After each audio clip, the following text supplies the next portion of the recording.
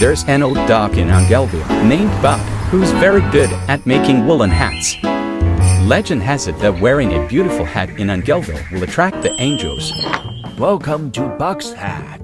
Which one to use? Wow, this one! Hey, don't touch it! Sorry, Mr. Buck. I want to Even make the so, warmest hat in the don't world touch for it. Master. I'm just afraid she'll leave me. Susie. Wait!